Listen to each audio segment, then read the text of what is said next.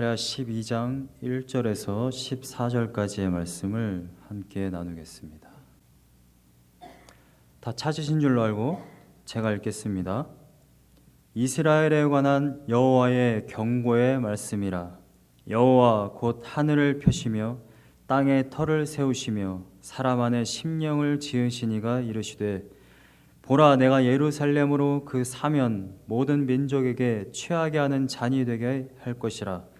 예루살렘이 에워싸일 때에 유다에까지 이르리라.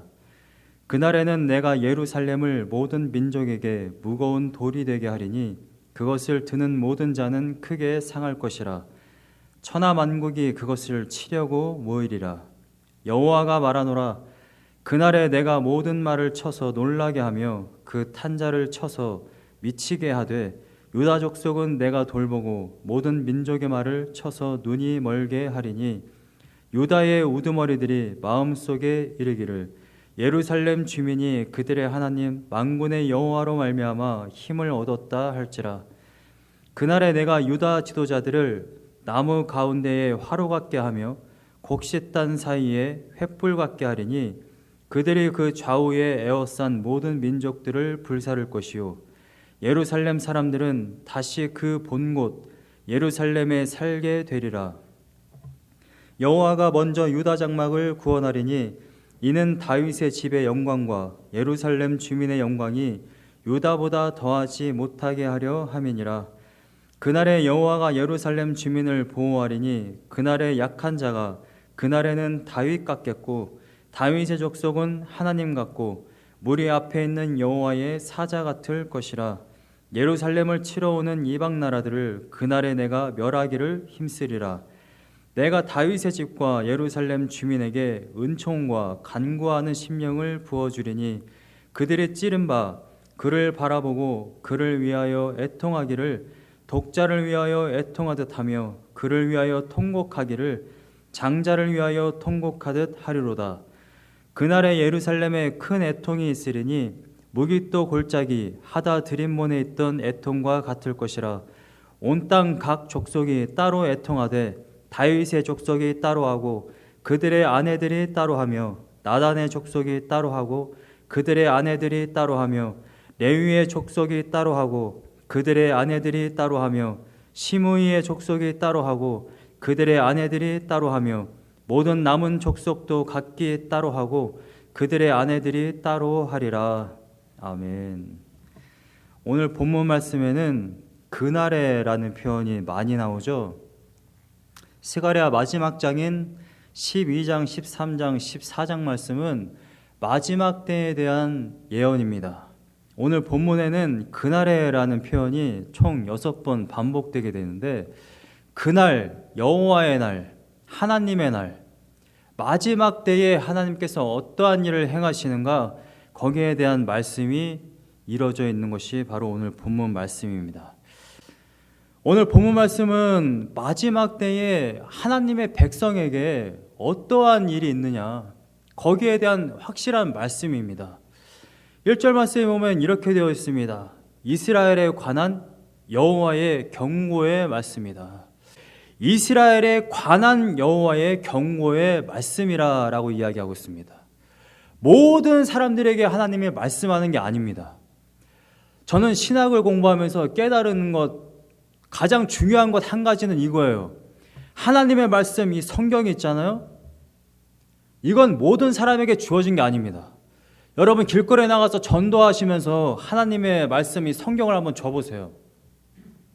대부분 이 성경을 귀하게 여기지 않습니다. 하나님이 하나님의 말씀을 선포할 때에는 하나님의 자녀들에게 하는 겁니다. 제가 말하고자 하는 것은 진짜 민족적인 이스라엘 백성을 이야기하고 있는 것이 아니라 하나님 백성을 이야기하는 거예요. 그것이 이스라엘 사람이든 대한민국 사람이든 미국 사람이든 아프리카 사람이든 하나님의 관심을 두고 하나님이 계속해서 말씀하고자 하는 그러한 무리, 그것은 바로 하나님의 자녀입니다. 여러분은 모두 하나님의 자녀죠?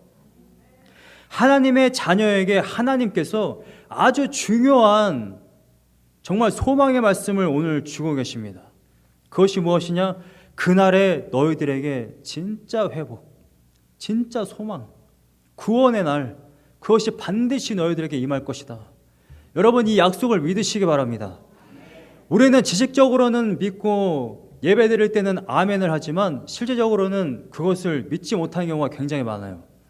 내가 오늘 교회 가서 1시간 기도하는 것보다 경제 잡지 1시간 보는 게 더 낫다고 생각하는 요즘의 세대입니다. 성경 말씀을 더 읽는 것보다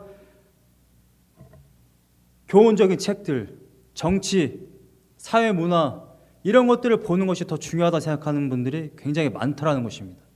여러분들이 정말 하나님께 소망이 있고 정말 하나님께서 우리들에게 정말 아주 큰 축복과 그 구원의 날을 예비하셨다라는 것을 믿는다고 한다면 여러분들은 여러분들의 삶을 돌이켜야 합니다. 더 하나님께 가까이. 할렐루야. 오늘 본문 말씀의 2절부터 5절까지의 말씀을 보면 하나님께서 먼저 이렇게 말씀하세요. 예루살렘을 지칭을 하는데 예루살렘을 이렇게 만들겠다. 하나님께서 이렇게 메이킹 하겠다라는 거란 말씀이 두 가지 있습니다. 2절 말씀에는 취하게 하는 잔, 3절 말씀에는 무거운 돌이 있습니다. 예루살렘을 하나님께서 어떻게 만드시느냐? 첫 번째는 취하게 하는 잔처럼, 또 하나는 무거운 돌처럼. 왜 이러한 표현을 쓸까요? 하나님의 백성이 취하게 하는 잔이 되면 이방 다른 나라 백성들을 다 정신 못 차리게 한다는 거예요. 다 그냥 패배하게 만든다는 것입니다. 무거운 돌이 되게 한다. 여기서 말하는 무거운 돌이라는 것은요, 적당한 무거운 돌이 아니라 정말 큰 반석을 이야기하는 거예요. 뭐 울릉도의 그 흔들바위 같은. 여러분 그거 들 수 있습니까? 들으려고 시도했다가는 깔려 죽죠. 그러한 것을 이야기하는 것입니다. 이 말은 무슨 말이냐? 누군가가 하나님의 자녀, 하나님의 백성을 누가 해하려 하느냐? 절대 해하지 못한다. 하나님의 백성을 하나님께서 반드시 보호한다. 하나님의 백성을 치려고 하는 자들은 오히려 그들이 깔려 죽게 될 것이다. 천하 만국이 그것을 치려고 모이지만 하나님께서 그 모든 것들을 크게 상하게 할 것이다. 오늘 본문 말씀 3절에 분명하게 기록되어 있습니다. 4절 말씀에 보면 모든 다른 민족들은요, 눈이 멀게 합니다. 고대 시대에 말이 가장 큰 무기잖아요. 그 말이 미쳐 날뛰는 거예요. 말 탄 자들이 미쳐 날뛰고 말들이 눈이 멀어버리는 거예요. 어떻게 싸움을 할 수 있겠습니까? 여러분, 우리가 보기에는 우리가 때로 내가 하나님의 자녀이기 때문에 그래 내가 한 번 더 참지 뭐. 힘들지만 가난하지만 믿음으로 이겨내지 뭐. 이렇게 생각할 수 있지만 실제적으로 다른 세상 사람들은 결국 눈이 멀게 되고요. 그 사람들의 하는 모든 행동들은 결국 다 멸망으로 가는 것뿐이라는 것입니다. 우리가 지금은 참고 있는 것 같지만 사실은 아니에요. 이 영적인 전쟁에서 승리하는 길로 계속해서 걸어가는 것입니다. 그 중심에 하나님께서 있는 것이죠. 오늘 본문 말씀 5절에 말미에 보면 그래서 이렇게 기록되어 있습니다. 여호와로 말미암아 힘을 얻었다 할지라. 여러분, 우리가 하루하루 살아가면서 전쟁에서 승리하고 이겨나가고 기도하고 말씀 볼 때에 우리가 때로는 내가 이럴 때가 아닌데, 내가 이 시간에 나가서 한 푼이라도 더 벌어야 되는데, 내가 이 시간에 나가서 단어라도 하나 더 외워야 되는데, 공부라도 더 해야 되는데, 사람들이라도 더 만나야 되는데, 이렇게 생각할 수 있지만 우리가 그보다 더 중요한 것은 하나님께로 나아가는 것이라는 것입니다.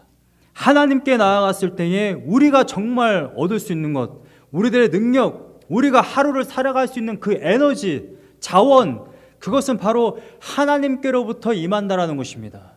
여러분, 우리가 기도하지 않으면요, 우리가 말씀을 보지 않으면 절대 하루를 온전히 살아갈 수가 없습니다. 여러분, 어떠한 힘으로 하나님의 백성들을 살아갈 수 있겠습니까?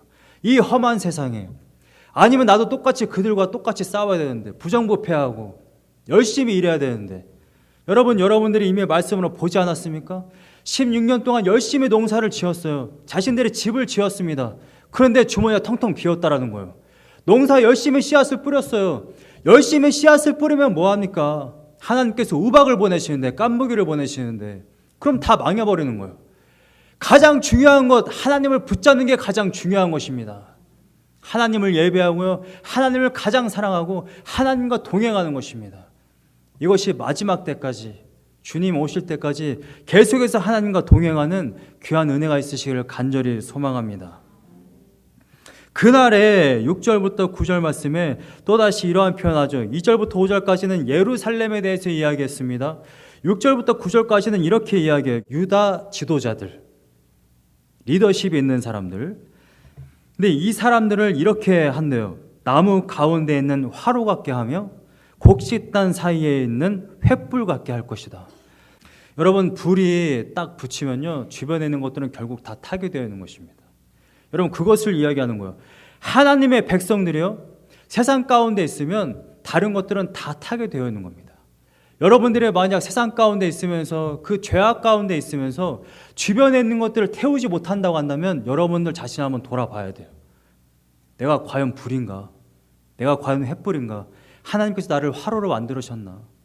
내가 있는 그 자리가 어떻게 똑같이 서양 사람들이 전혀 변화되지 않고 자신들이 자기의 자아와 자신들의 죄악이 타지 않고 어떻게 그대로 살아 있을 수 있는가? 그대로 살아있고 나도 똑같이 서양 사람들과 똑같은 대화와 음담패설과 똑같은 죄악과 똑같은 관점으로 이야기를 한다고 한다면 여러분, 그것은 여러분들이 지금 하나님의 백성으로서의 사명을 감당하지 못한다라는 것입니다. 여러분들 한 사람 한 사람, 여러분들이 가정에 갔을 때, 여러분들이 직장에 갔을 때, 학교에 갔을 때, 친구들을 만났을 때 거기에 모든 죄악된 것들은 타야 되는 거예요. 여러분, 리더십이라는 것은 그런 겁니다. 모든 그리스도인들은 리더예요, 리더. 세상 가운데 리더로 여러분들 보내신 겁니다. 교회 가운데 왔더니 장로가 있고 권사가 있고 집사가 있네. 저 사람들은 리더야. 교역자들은 리더야. 목사는 리더야. 우리는 그냥 평신도지. 그냥 가만히 있으면 되지. 그게 아니라는 것입니다.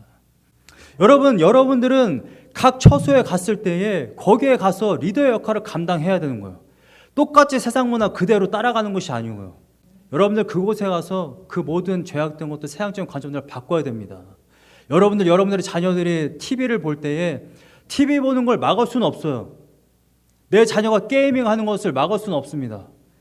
그런데 이것이 왜 잘못됐느냐? 드라마를 똑같이 봐도 이건 정말 죄악된 거야. 정말 사단적인 거다. 이건 정말 세속적인 거야. 정말 세큘러한 거고 이건 완전히 인본주의적인 거야. 성경은 그렇게 말하는 것이 아니다. 성경은 이런 것이다. 라는 것을 가르쳐야 되는 거예요. 여러분들이 그리스도인들이 세상에 나가서 성경적인 가치관과 세계관과 성경적인 이 이야기들을 가르치지 않으면요, 세상은 절대 변화되지 않아요. 죄악은 그대로 있습니다.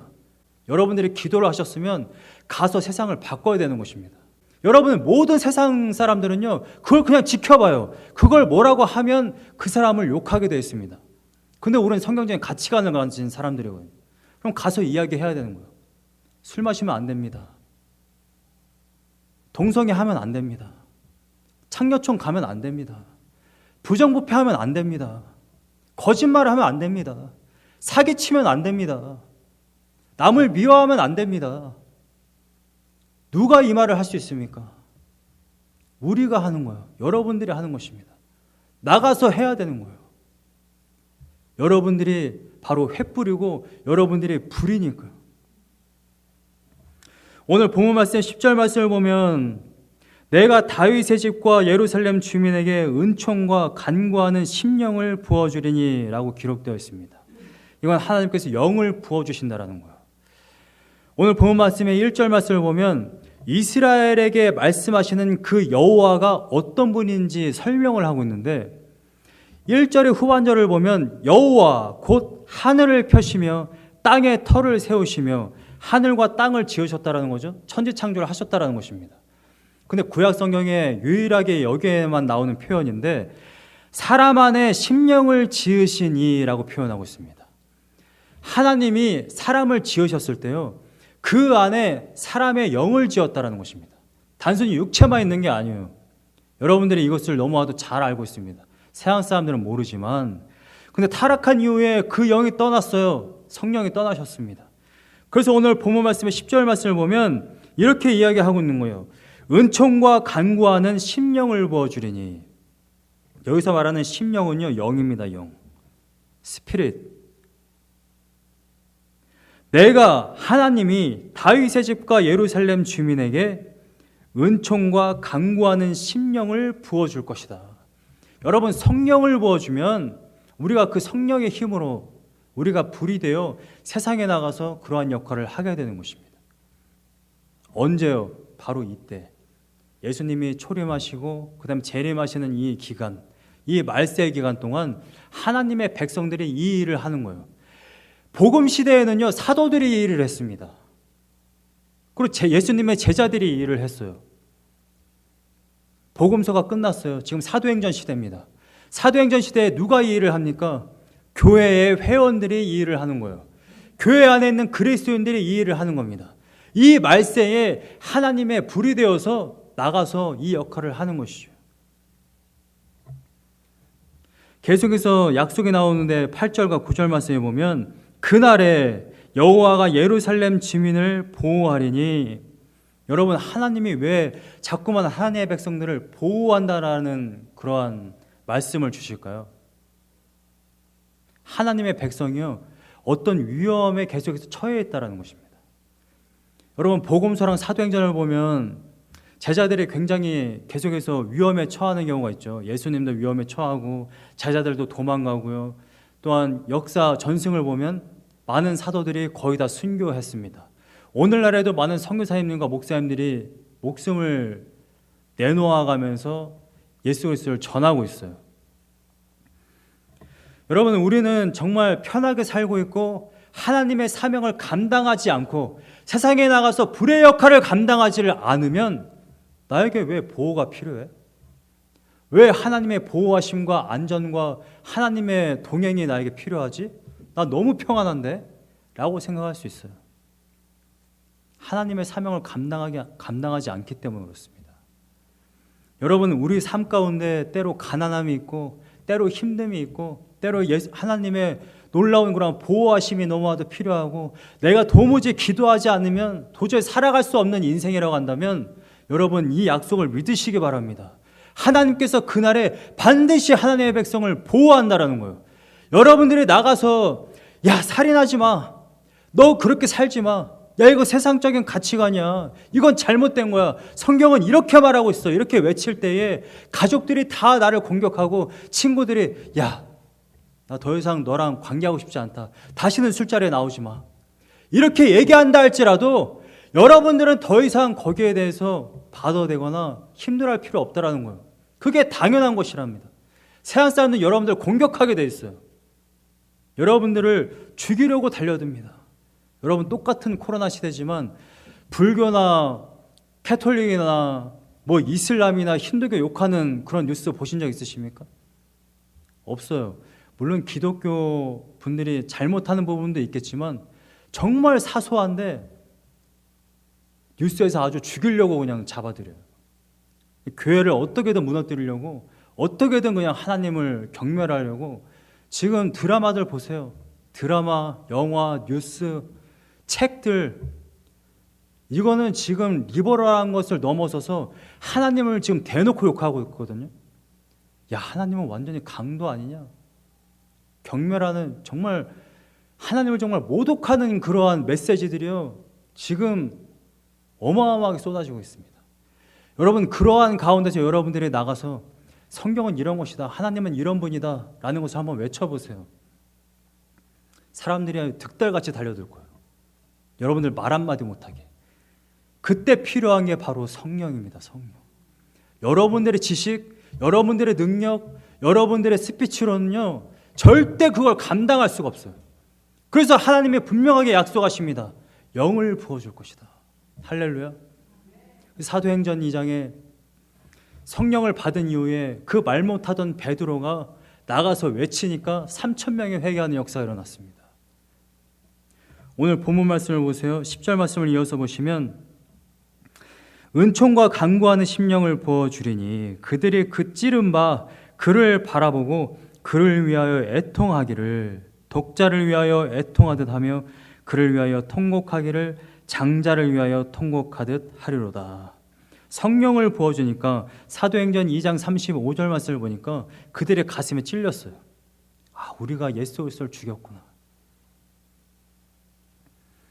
여러분, 성령을 받았을 때에 가장 먼저 우리가 깨닫게 되는 것이 무엇이냐면 나 때문에 예수 그리스도가 돌아가셨구나라는 것입니다. 거기에 더 나아가서 내가 바로 예수 그리스도를 십자가에 못 박았구나라는 것입니다. 로마 병정이 십자가에 못 박은 것이 아니라 바로 우리가 못 박았다라는 것입니다.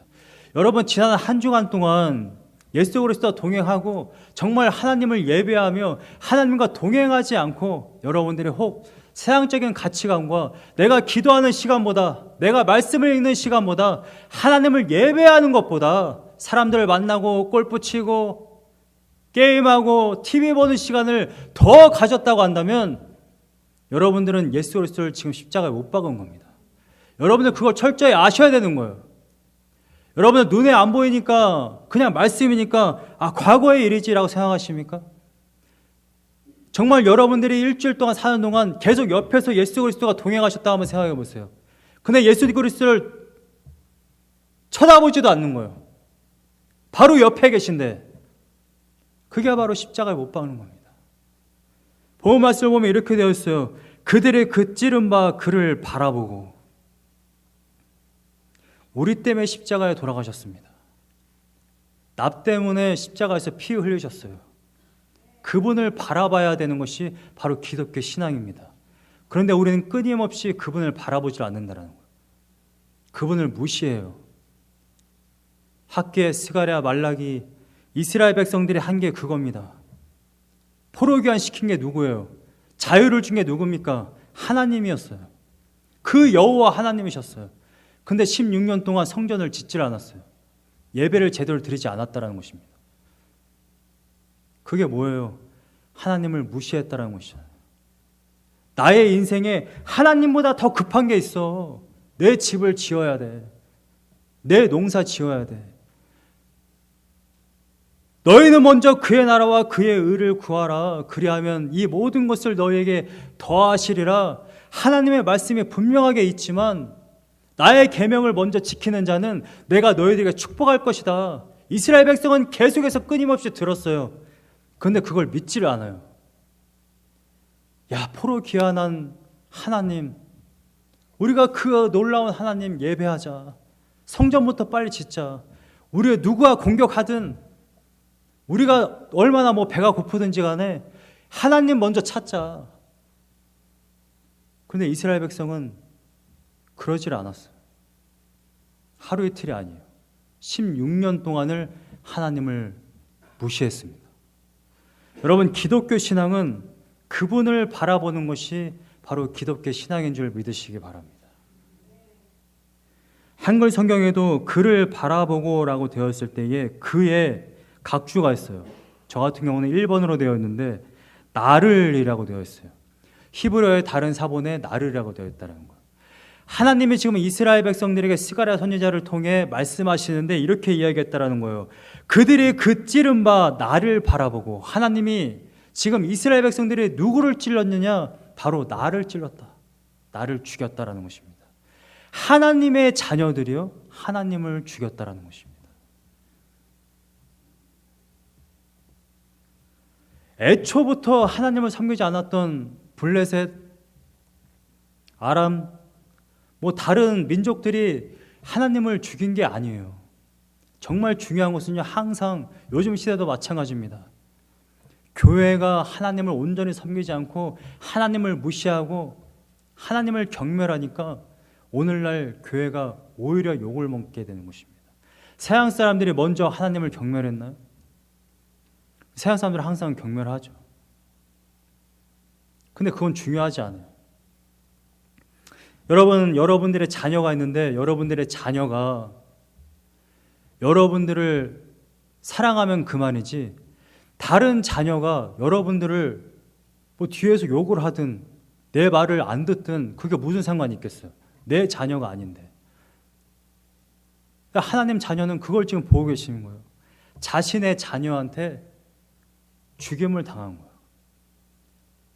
자기 자식을 살리려고 십자가에 달려 돌아가셨지만 끊임없이 하나님을 무시하고 경멸하고 예배하지 않고 버리고, 이것이 오늘날 모든 그리스도인들의 실존이라는 것입니다.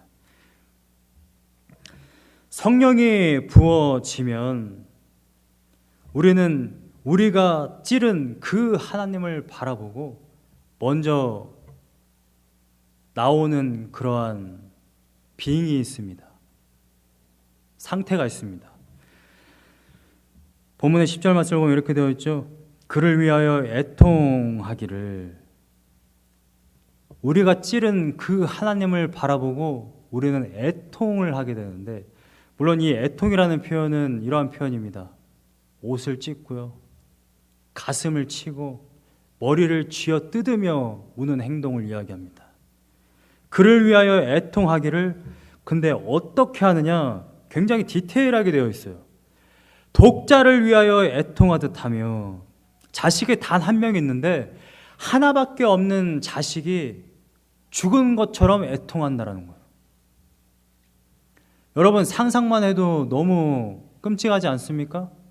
자식이 하나밖에 없는데 그 하나밖에 없는 자식이 죽은 거예요. 여러분, 우리가 예수 그리스도를 바라볼 때에 애통하는 그 애통이요, 이 정도의 가슴 찢어짐이라는 것입니다. 성령이 부어지면 여러분들이 아마 처음 구원받은 날 아마 이렇게 우셨을 것 같아요. 저도 2006년 7월에 그렇게 울었어요. 정말 뭐 1시간 이상 울은 것 같고, 휴지 두루마리 이거를 거의 다 썼어요. 나 때문에 돌아가신 그 예수 그리스도, 그리고 내가 죽인 그 예수 그리스도를 만나게 되면요, 애통하지 않고는 비길 수가 없는 겁니다. 독자를 위하여 애통하듯 하며 그를 위하여 통곡하기를 장자를 위하여 통곡하듯 하리로다. 하나밖에 없는 자식이 죽은 것처럼, 내 집안의 가장 중요한 장자가 죽은 것처럼 애통하게 된다.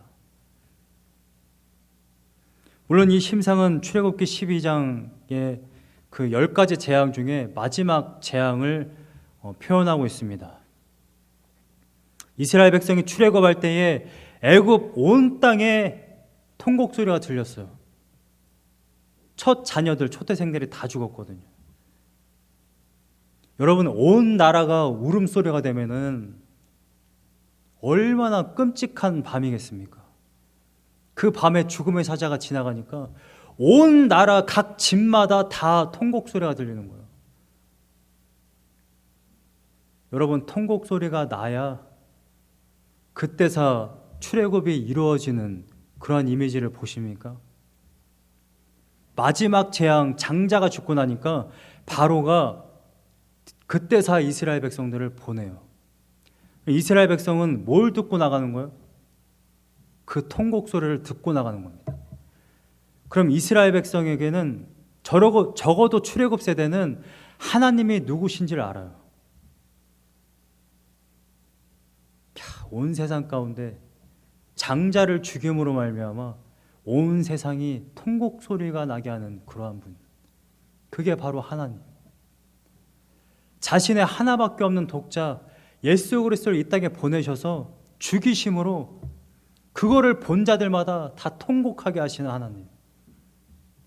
여러분, 예수 그리스도를 만났다라고 이야기하고, 내가 십자가를 봤다라고 이야기하고, 나는 그리스도인이라고 말하면서 정말 통곡하는, 예수 그리스도를 만나서 내가 정말 그 말할 수 없는 사랑과 희생에, 그 피 흘리심에, 정말 나의 죄성 때문에 정말 애통해본 그러한 경험이 없으신 분들은 죄송한 얘기지만 예수 그리스도를 만난 게 아닙니다.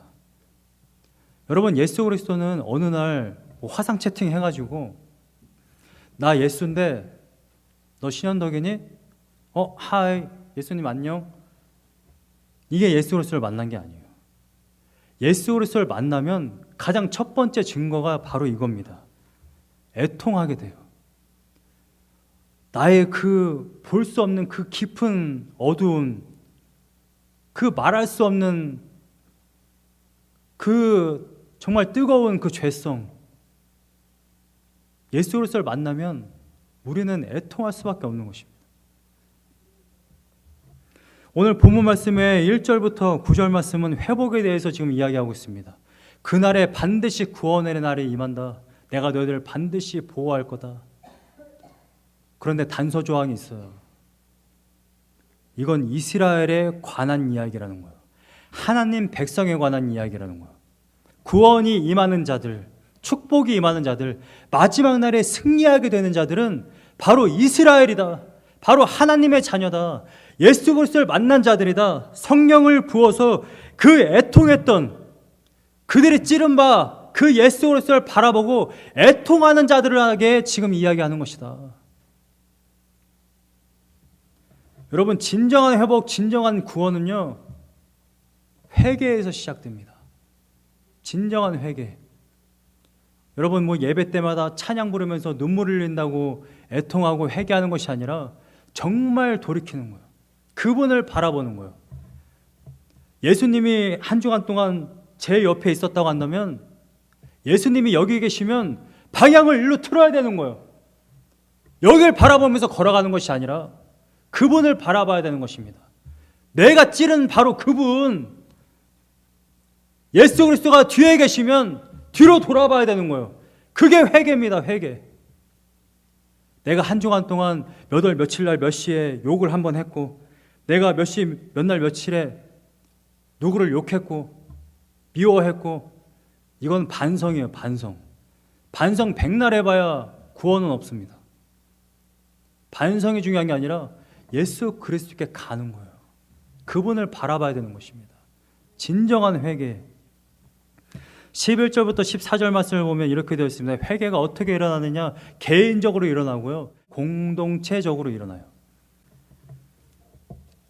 여러분, 우리 켄터키 미션교회 성도님들 여러분들은 예수 그리스도를 바라보고 매일마다, 정말 매일마다, 매 순간마다 내가 말 한마디 할 때, 내가 어떤 행동 하나 할 때, 손 한번 여기 밑에서 위로 들어 올릴 때, 이것이 정말 하나님을 예배하는 행위인가? 내가 정말 예수 그리스도를 바라보고 지금 걸어가고 있는가? 우리는 매일마다 체크해야 됩니다. 굉장히 피곤할 것 같죠? 매일같이 생각해야 되고, 내가 지금 예수 그리스도를 바라보면서 걸어가는 거 있는 건가? 여러분, 피곤해야 돼요. 아무 생각 없이 신앙생활 하는 게 아닙니다. 과연 여선교회를 기간을 세우는 게 성경적인 건가? 고민해야죠. 예배 가운데 이런 말씀 시간이 있는 게 성경적인 건가? 고민해야죠. 성경적인 게 아니면 다 없애야죠. 봉헌 시간이 따로 있는 게 성경적인 건가? 고민해야죠. 내가 지금 이 시간에 TV 보는 게 성경적인 건가? 고민해야죠. 내가 지금 이 시간에 출근하는 게 성경적인 건가? 고민해야죠. 내가 오늘 동쪽으로 가는 게 맞는 건가? 그분을 바라보고 지금 동쪽으로 가는 건가? 고민해야죠. 우리 켄터키 미션교회 성도님 여러분들은 매일마다 주님을 바라보는 귀한 인생이 되시기를 간절히 소망합니다.